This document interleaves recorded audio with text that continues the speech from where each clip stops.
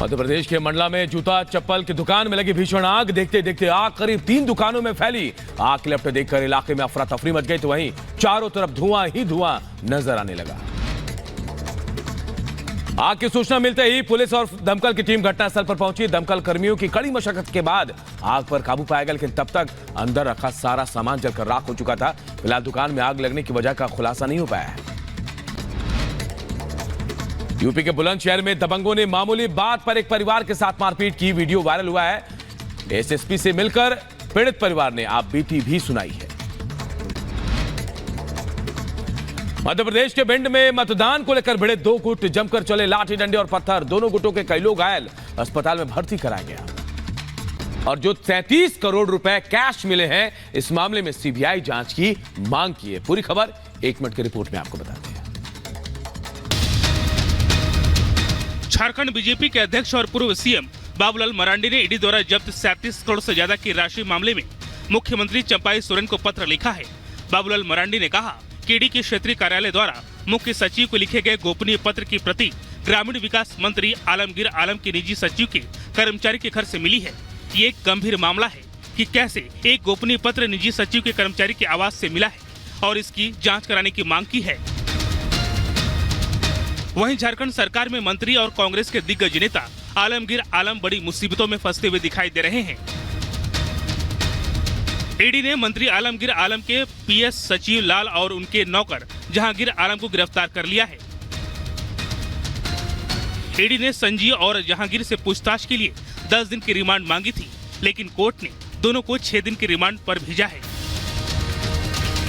Bureau report, Republic Bharat.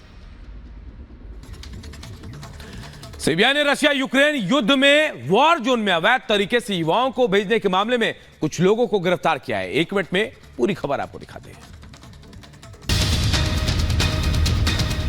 केंद्रीय जांच agency CBI ने रूस यूक्रेन युद्ध में वॉर जोन में अवैध तरीके से युवाओं को भेजने के मामले में कुछ लोगों को गिरफ्तार किया है। सीबीआई ने मार्च के महीने में कुछ कंसल्टेंसी और उनके मालिकों समेत कुछ लोगों पर मामला दर्ज किया था और 7 राज्यों में 10 ठिकानों पर रेड्स की थी। रूस के कुछ इलाकों से कुछ वीडियो सामने आई थी, जिसमें कंसल्टेंसी के कुछ लोग भारतीयों को रूस नौकरी के नाम पर बुला रहे थे। बॉर्डर पर ऐसी वीडियो सामने आई थी जो जबरन इस युद्ध में फंस गए थे। रूसी सेना में लड़ाकू भूमिका के लिए भारतीय नागरिकों की तस्करी मामले में सीबीआई ने 4 आरोपियों को गिरफ्तार किया। मार्च में सीबीआई ने विदेश में आकर्षक नौकरियों की पेशकश के वादे पर भोले भाले युवाओं को निशाना बनाकर देश भर में चल रहे एक प्रमुख मानव तस्करी नेटवर्क का भंडाफोड़ किया था। ये तस्कर यूट्यूब जैसे सोशल मीडिया और अपने स्थानीय संपर्कों एजेंटों के माध्यम से भारतीय नागरिकों को रूस में उच्च वेतन वाली नौकरियों के लिए लुभा रहे थे। इसके बाद तस्करी करके लाए गए भारतीय नागरिकों को लड़ाकू भूमिकाओं में प्रशिक्षित किया गया। Bureau report, Republic Bharat. Delhi के सीएम अरविंद केजरीवाल की अंतरिम जमानत पर कल सुप्रीम कोर्ट में अहम सुनवाई हुई। इस दौरान कोर्ट ने केजरीवाल की जमानत पर फैसला सुरक्षित रख लिया, लेकिन बिना फैसला सुनाए बेंच उठ गई। ये रिपोर्ट दिखाते हैं आप।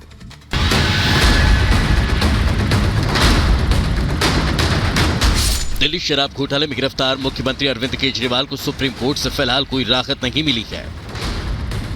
केजरीवाल की जमानत पर सुप्रीम कोर्ट में सुनवाई पूरी हो गई।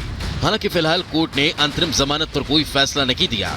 सुनवाई पूरी होने के बाद कोर्ट ने फैसला सुरक्षित रख लिया। लंच से पहले तक जमानत की शर्तें तय कर ली थी, लेकिन ईडी की तरफ से यह कहा गया कि केजरीवाल के वकील को 3 दिन सुना गया, हमें भी पर्याप्त समय दिया जाए। जिसके बाद सुप्रीम कोर्ट बिना फैसला सुनाए ही उठ गई। कोर्ट अब इस मामले में 9 मई को फिर से सुनवाई करेगा। सुप्रीम कोर्ट में अरविंद केजरीवाल की अंतरिम जमानत पर सुनवाई के दौरान दोनों तरफ से अपने अपने पक्ष रखे गए। इस दौरान कोर्ट ने केजरीवाल से कहा कि हम आपको जमानत दे देते हैं तो आप ऑफिशियल ड्यूटी नहीं करेंगे। हम नहीं चाहते कि आप सरकार में दखल अंदाजी करें। अगर चुनाव नहीं होते तो अंतरिम जमानत का सवाल की नहीं उठता था। जिस पर केजरीवाल की तरफ से वकील अभिषेक मनु सिंघवी ने जवाब दिया। उन्होंने कहा कि केजरीवाल किसी फाइल पर साइन नहीं करेंगे। शर्त है कि एलजी किसी भी काम को इस आधार पर न रोके कि फाइल पर साइन नहीं है। ऐसा कुछ नहीं बोलूंगा जो नुकसान पहुंचाने वाला हो। केजरीवाल की अंतरिम जमानत पर सुप्रीम कोर्ट में सुनवाई के बीच दिल्ली की राउज एवेन्यू कोर्ट ने केजरीवाल की न्यायिक हिरासत 20 मई तक बढ़ा दी। उधर बीजेपी और आप नेताओं की तरफ से सियासी बयानबाजी भी चरम पर रखी। बीजेपी ने केजरीवाल पर आतंकी फंडिंग के मुद्दे को लेकर भी हमला किया। जिस पर आपकी तरफ से पलटवार किया गया।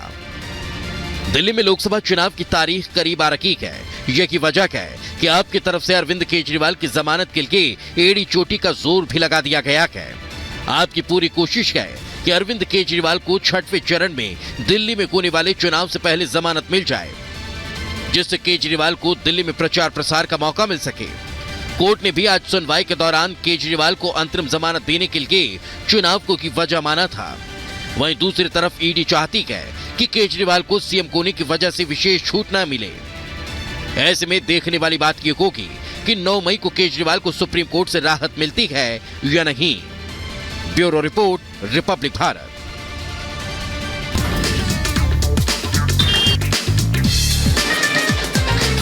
करोड़ों की बस से पता नहीं चलता वोटर का मूड। हम मोदी रंग में रंगे हुए हैं। महिला शक्ति की ताकत है, जो मोदी जी कहते हैं वो करके रहते हैं। पब्लिक ट्रांसपोर्ट से निकलेगा सत्ता का रूप।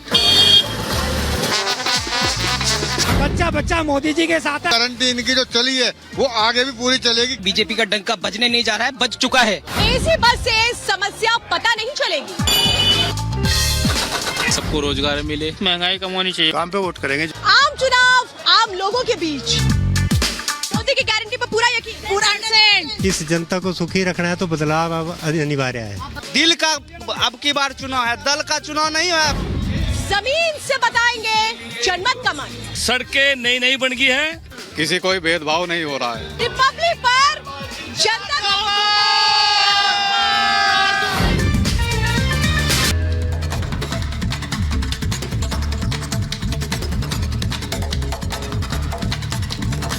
नमस्कार, गुड मॉर्निंग भारत देख रहे हैं आप और मैं हूं आप सबके साथ अनूप। खबरों की शुरुआत करेंगे और सबसे पहले बात 5 उन बड़ी खबरों की जिन पर आज दिन भर हमारी नजर रहने वाले। कौन कौन सी वो 5 बड़ी खबरें आपके टीवी स्क्रीन पर हम आपको दिखा रहे हैं। आज एक बार फिर दिग्गजों का धुआंधार प्रचार देखने को मिलेगा।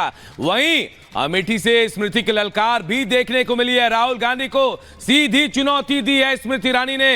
तो देखिए, मेगा मिशन और दक्षिण में पीएम है। जी हां, दक्षिण मिशन पर पूरी तरह से जुटे हुए हैं। 400 पार के नारे को साधने के लिए प्रधानमंत्री नरेंद्र मोदी। तो देखिए, भतीजे पर बुआ का एक्शन भी देखने को मिला है। तो वहीं मनीष सिसोदिया की खबर भी है। आज उनकी पेशी है, लेकिन राहत कब मिलेगी इस पर सस्पेंस बरकरार है। जब उनकी पेशी होगी उसके बाद पता चलेगा कि उनको राहत मिलती है या फिर वो एक बार फिर आफत में ही रहेंगे।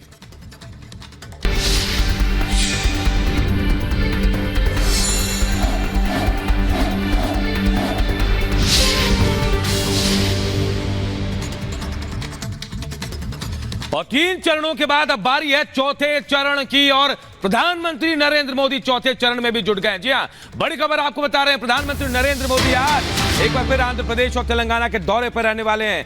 कई जगहों पर उनकी चुनावी सभा है। तो वहीं विजयवाड़ा में वो मेगा रोड शो करने वाले हैं। जी हां, करीमनगर, राजमपेट में मेगा रैली करेंगे प्रधानमंत्री नरेंद्र मोदी। तो विजयवाड़ा में, जी हां, विजयवाड़ा में आज शाम रोड शो होने वाला है प्रधानमंत्री नरेंद्र मोदी का। तेलंगाना और आंध्र प्रदेश के दौरे पर प्रधानमंत्री नरेंद्र मोदी हैं। हम 2 तस्वीरें आपको दिखा रहे हैं। चौथे चरण का रण है और पीएम मेगा प्रचार में एक बार फिर जोर शोर से जुट गए हैं। ये तस्वीरें बयां कर रही हैं कि प्रधानमंत्री कैसे अपने लक्ष्य को साधने के लिए जीतोड़ मेहनत कर रहे हैं।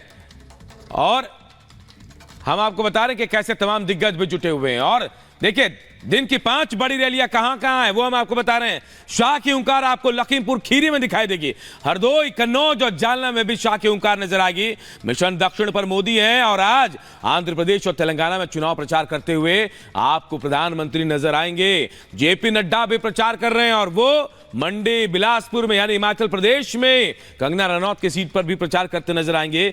योगी की ललकार देखिए, कानपुर, एटा और शाहजहांपुर में दिखेगी। योगी ताबड़तोड़ रैली भी कर रहे हैं। तो अखिलेश यादव, जी हां, सपा अध्यक्ष अखिलेश यादव भी शाहजहांपुर, फर्रुखाबाद और हरदोई में लगातार आज चुनाव प्रचार करते नजर आएंगे।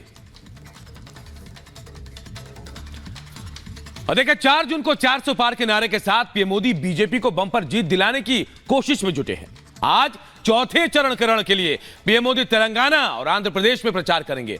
अपने चुनावी भाषणों में पीएम मोदी लगातार इंडी गठबंधन को निशाने पर ले रहे हैं और जनता को बता रहे हैं कि आखिर वो क्यों 400 पार वाली जीत का आशीर्वाद जनता से मांग रहे हैं। यह खास रिपोर्ट आप सबको दिखाते हैं।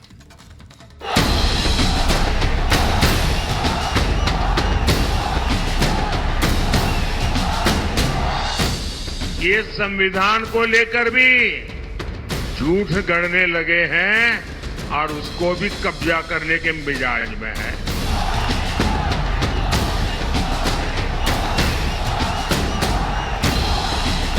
कर्नाटका में जितने भी मुसलमान हैं, सबको रातों रात उन्होंने ओबीसी बना दिया।